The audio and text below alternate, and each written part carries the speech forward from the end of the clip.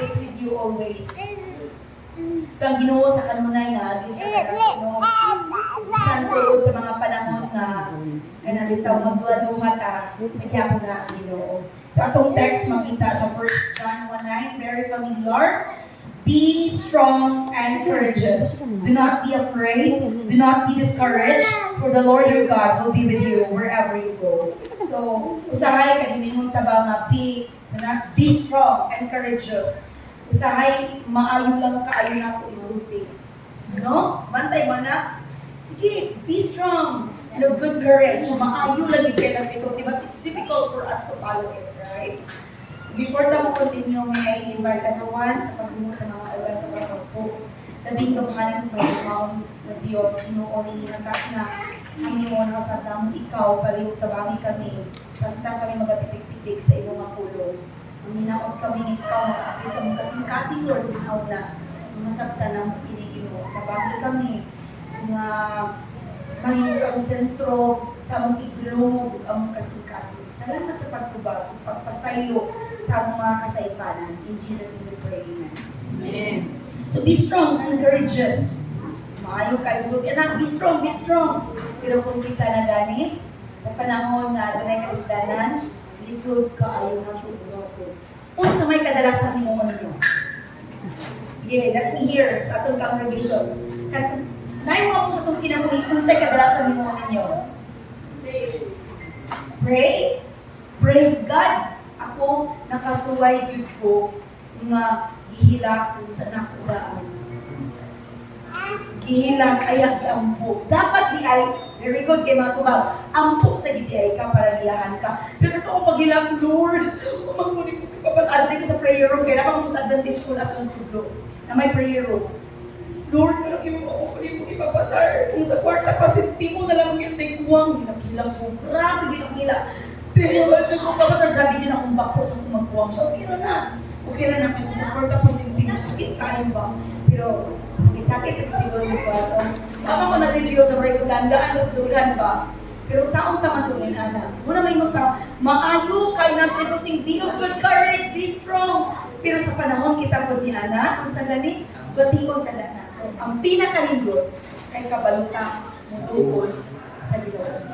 Nakabaluta nga na ay Ginoo nga mutabang nato. Kung yung pinakalindot na to, badahon ng galinta, mubalik yung punta nato kayo. No? Now, sa mga batanon, ano pa naman ka na no? Naday si Harvey, si Aka. Napaday, napod si Kuya. Batanon, napod si Kuya. Magdagko ka mo man siya mga sumusunod. Inyong hinumduman, life as young people isn't always easy. Diba? Samot na karon ato mga batanon, lisod kaayo na unakon or lisod kaayo itong karong nila mga nauna. Gamay diil, Lazarate, o sila bang nauna, kung kinsa naghatag sa pinabuhi na sila. Life as young people, or even adults, pili yung anak sa iyo. You face pressures sa imong pagpanatawo, sa imong mga classmates, sa imong pag-eskwela, sa imong kung sa atong pagpagumatatay. Sometimes it can feel overwhelming and discouraging. Probably na, puno na kayo, ligong na kayo, sahod pa na kapag una-una, wala na ko'y mauna-unaan. No? And discouragement tries to creep in.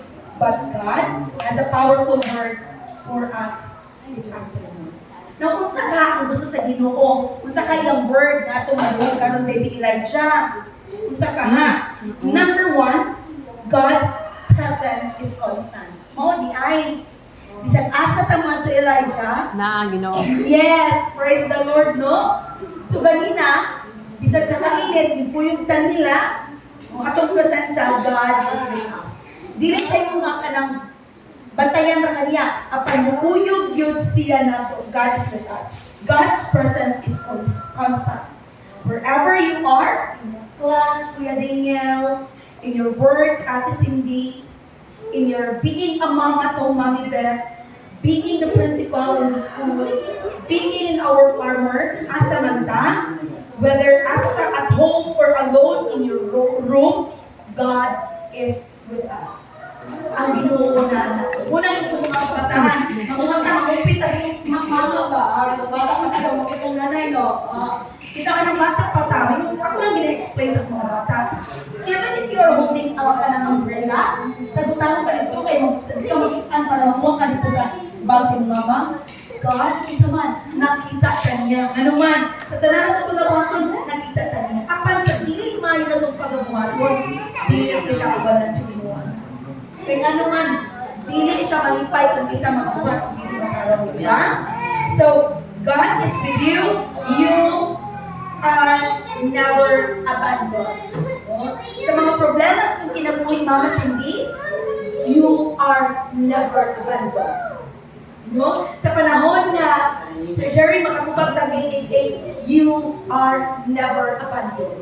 Sa ato panahon, sa Tino, you are never abandoned. In your time, this time, remember, you are never abandoned.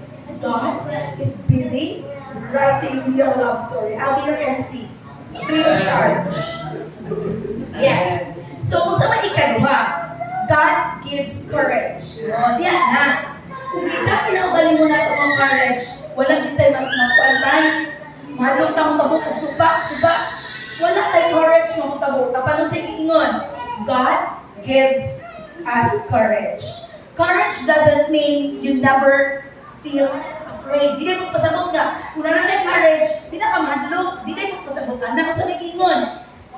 It means, even when you're scared, you choose to trust God. Mao di ay God's strength. Mao di ay namanino na ikaw di jud ka mutalaw bisan pa man kalisod sa daan. Pagtubutong ko na jud ka ng baha kay ngano man God is with you. You are never abandoned. Di jud ka mahadlok me. Dili mo pasabot na natay courage. Di na ta mahadlok. No, dili na mo pasabot. But it means even when you're scared, sa itong mga kahadlok sa sapat nanay, nung muabot ka sa tugkaran, nag-star na tayo dati for wapa kay landscape, di ay pasabot, na wala tayo courage. But, kung sa ikingon niya, it means when you're scared, you choose to trust God's strength. Mo, dahil na, kaya nga naman, atong ipili ang pagpadayon sa pagtuo sa Ginoo sa iyang usog na kitatabangan niya. Batay na sa number 1, God's presence is constant. Number 2, God gives courage. And number 3, God's promises never fails. When was the time na naka-experience mo na ang promise sa Ginoo na imo nga sana fail? Dala bang say fail sa Bisaya? Fail. Napakyas. Sige be. Kita man, itong mga edad-edaran din. Sa itong mga edad-edaran. Sa Tatay Mulo. At na ba yung mga panahon na ang promise ninyo na batik na ang promise sa Ginoo napakyas? Sa imong kuya Daniel. Nabay mga, sa itong kinabuhi ba, mga promise sa Ginoo, nabay pa na ito nga, walang pakyas, di ba? Kanina promise sa Ginoo, walang pakyas na ba? Kung sa ikingon, God's promise never fails. Bilis yun ay, atong nang pamati, wala man ikitubag sa Ginoo, yung binakong promise niya, that He will never leave me nor abandon me. Pero nga naman sa panahon, kay nga naman, wala kang kabalo sa purpose sa Ginoo. Basta atong inumduman, God's promise never fails. So sa ikingon, what God promised Joshua, He promises us to. Kung sa'y promise niya sa unang mga katawan, mga ancestors na to, He will fulfill the promises na iyang promise ka na to. His presence is enough to face sa natin sa pagtrabaho, exam sa itong mga estudyante, manoy, yan ang peer pressure, family problems, or even the uncertainty of our future. Naarag yun ang Ginoo. He will never, His promise never fails. Now think of a small child. Sige be, holding their father's hand while crossing the street. Sige be, napabe, kita nga mama ka or papa, nag-hold tag bata na ni-cross the street.